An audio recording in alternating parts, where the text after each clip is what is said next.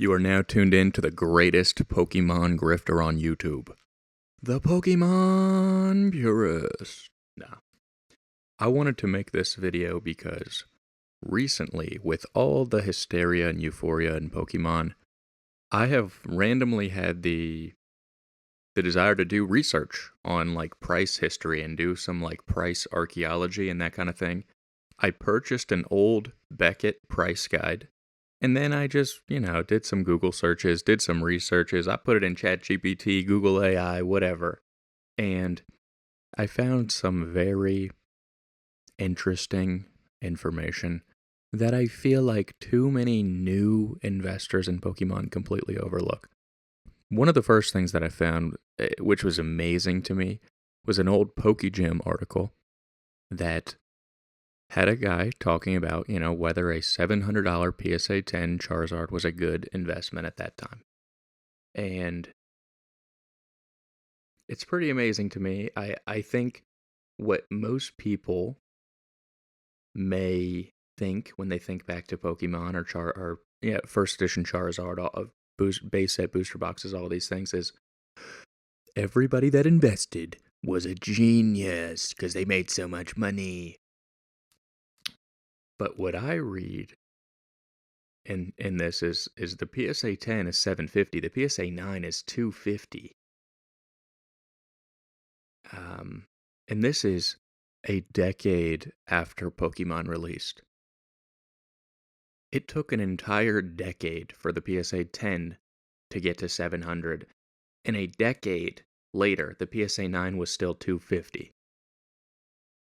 This is a decade later, and now with modern Pokemon cards, which are way more abundant, where we are crowning cards, making them $2,000, $3,000. I think the Gengar is $4,000 in a 10, which is amazing.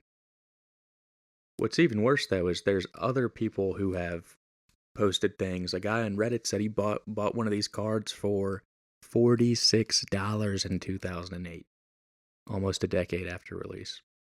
And in my Beckett guide, the price range was $75 to $125. Now you'll say if the 9 was $250 in 2009, you could probably speculate that a near mint copy might have been a couple $100, right? It's fair. That's still absurdly cheap. 10 years after release, right? And nowadays we just throw money at anything. I also would recommend for anybody to read this article because it's very fascinating. These guys who at this time had to have been hardcore collectors, and I even see SM Pratt is in this forum talking about Pokemon card investing. They're saying, don't buy Charizard. Buy Charizard. Buy the Illustrator. Buy the trophy cards.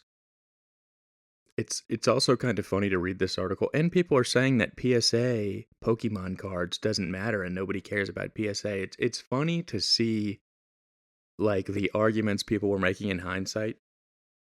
Truthfully, it's one of those things where if you just bought anything Pokemon related, you did well, and arguing about it was mostly a waste of time, right? You should have just bought everything, and you should have bought it 1,000 times over. You can also read that, these guys who did well with Pokemon, I feel like they had much more skepticism.